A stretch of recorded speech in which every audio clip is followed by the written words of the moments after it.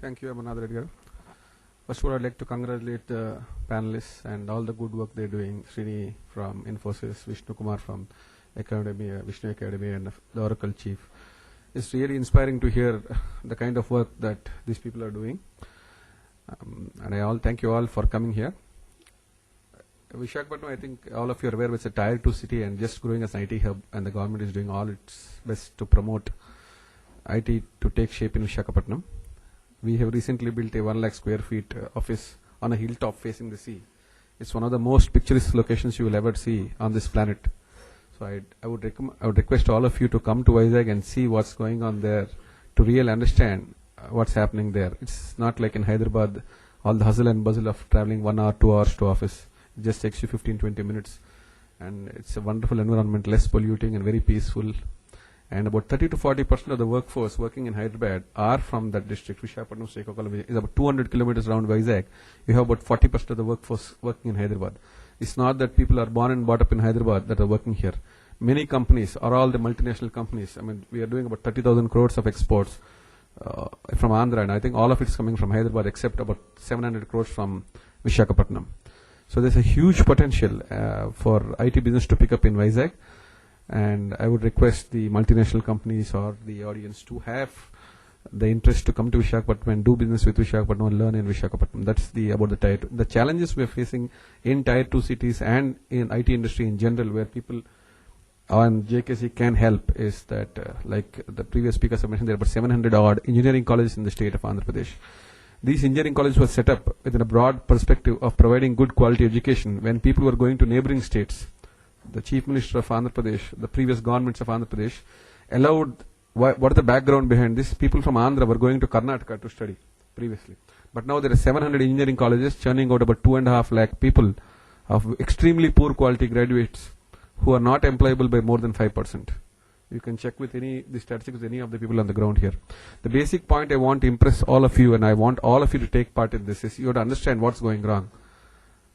We have 60% of these people being fees reimbursed by the government of Andhra Pradesh. 60%. So these are institutions just making money without doing anything. 60% of the business is assured when the fees is being reimbursed. If you understand why poor quality education is coming out, because of this, everybody wants to set up an engineering college, and most of them belong to non-educational backgrounds. They do it for a fancy, they do it for pride, and they do it for the ego. And what is the quality of the people teaching there? They are 2-year-old, 3-year-old graduates. Fresh graduates. These are the people. I have seen people who are working in my company for 1 year going and as faculty to engineering colleges. This is horrible, and you have to address this situation. Is there any ranking for our engineering colleges in the state of Andhra Pradesh? That is where I request JKC to come in and rank these 700 engineering colleges. For example, Vishnu Kumar Raju has said excellent things about it. I have not heard about it so far. People don't know about quality educational institutions. We need to disseminate this information. Do you know which college is ranked at which place? Your child or your friend is studying what ranked? Does Srini Nagesh here know? The person is hiring, what is the rank of that college? Does Shalini from TCS know? What is the rank of the college that person is coming? Nobody knows. We don't have. Pardon? That's what I'm saying. That has to be evolved by a panel. It cannot be an individual opinion. In general, no. How do we rank 700 odd engineering colleges? We can do this in the. Excuse me. No. Hello. Let the panelists complete and then we come back with comments later. There are 700 odd engineering colleges producing people where 90% of them are not even good at keyboard skills. They don't even know how to type properly. They're not even good at lower typing and higher typing. Forget higher skills. 90% of the people whom we have tested in the rural areas are not even good at lower and higher typing. You can conduct a random test and see in all the engineering colleges, you will be shocked to know they cannot even pass a test of lower or higher typing. And communication, can they communicate live with a US or a UK client? 90% of them cannot. It is not because they are wrong or the engineering college is wrong. It's just because they are not aware of it. Nobody has told them that this is what is required before you pass out of engineering, to have skills to speak to a UK or a US call center executive. They may not be doing a call center job or a data entry job, but these are the fundamental skills required to have at least a minimum or higher load, because they need to spend 20-25 years of their life on the keyboard. And they have to do business with foreign countries. The ability to learn foreign languages. So one of the requests I made to Amarnath Reddy last time was to set up an institute of foreign languages in a tier 2 location like Vizag, which also teaches English of high quality, where people can go abroad and deal with US citizens as if they are one of the citizens, not just for the sake of learning. So a institution like the ISB, like Indian School of Business, what is there in Hyderabad, we need an institute of excellence which teaches English and foreign languages. We have to go and diversify other markets where they learn German, they learn French, Japanese or German. This kind of initiatives from JKC will really help. And the kind of programs that Infosys is running and Oracle is running, not only to JKC, I would make it a part of all engineering colleges. So just to answer the question about the poor quality of education, recently Kapil Sibal has denotified about 35 universities. They have denotified 30. These universities were set up with a lot of funds and much better than all the engineering colleges available here. They had a lot of planning went into it, a lot of research went into it. But why did he denotify? He's a person of eminence. I'm not saying he did it just because he denotified 35 universities, deemed universities, just because they were lacking on many parameters. The same thing needs to happen in Andhra Pradesh. At least 50% of these engineering colleges need to be denotified. They do not have quality infrastructure. They do not have quality fact. It's a fact. We are not trying to blame. Maybe there are 100 engineering colleges of excellent repute. Like he was doing outstanding work, Vishnu Kumar Raju. I don't know. Maybe there are 100 top-notch engineering colleges which are on par with the best of the world. I'm not talking about the top 100 engineering colleges which have excellent quality and which are doing a great job of providing employment. We are talking about the rest 600. What are we doing about it? Why are we allowing this nonsense to happen in Andhra Pradesh? Anybody can set up, and there are no parameters to regulate what they're doing. And let us talk about attendance. In a software company, we have an average billing of 19 to 20 days. If you take out the 8 work days, one festival day, 12 holidays in a year, and about 20 odd leaves they have. There are only 19 to 20 billable days in a year. In a month, we only have 19 to 20 billable days in a month. And people are not trained from engineering college level. There's a fees reimbursed program, which I was talking about. Last week, the government of Andhra Pradesh said they will now modify it so that only people who are eligible for 75% attendance will be eligible for fee reimbursed program. You understand what I'm talking about? Now they have introduced a system where they will reimburse only fees for people who have minimum of 75% attendance. What happened all this while?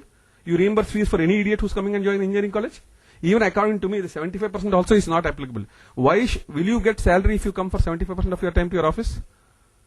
Will the faculty of engineering college be paid if they come for 75% of their time? Why should you allow an engineering graduate to be fees reimbursed or even enter the college if he is having not less than at least 95% attendance? I may be called radical if I say 90, but why? Then why can't we allow that for the faculty also to have 75% attendance and get payrolls and all the employees also to have? So this is the kind of mindset we are preparing the mind of the student in engineering college, where we are taught to allow him to have fun and not attend college at least for 95% of the time. Unless we change that, where Mr. Kumar Raju, I think he can start an example for his engineering college where at least 95% of the people will have attendance there. So we start with the basics. If you don't drill it into the student's head that they have to come regularly, then they will put pressure. If the quality of the education is not good, then they will go and sit in the principal's office. Why are you wasting my time here? So if we put pressure on them, they'll go and put pressure on the managements. And the managements will be forced to hire good quality faculty. And then they will take help from JKC or Oracle or Infosys. I would request Amarnath Reddy to have this program, what Oracle is having or Infosys is having, or be put as a part of regular program for all the engineering colleges. All the engineering colleges must take this and implement this. And other discussion that came about Android operating system, like there is Google Open Office. How many people in engineering college know how to use all the systems in Google Open Office? All big companies are moving from paid to open source and free softwares. So if people like JKC make it a point to tell people how to use Open Office, how to use Google Open Office, how to use Google Android across all engineering colleges, if you disseminate this information and tell people that you need to come 95% of the time, you need to learn English. So if the English is taught, foreign languages are taught, basic typing skills are taught, and then you teach about emotional intelligence, how to deal with the client, how not to get upset when the client changes specifications, you don't blame the client, how not to push the blame game. This kind of small soft skills, if they are made part of the curriculum, and unless they pass all these things, they are not given an educational degree.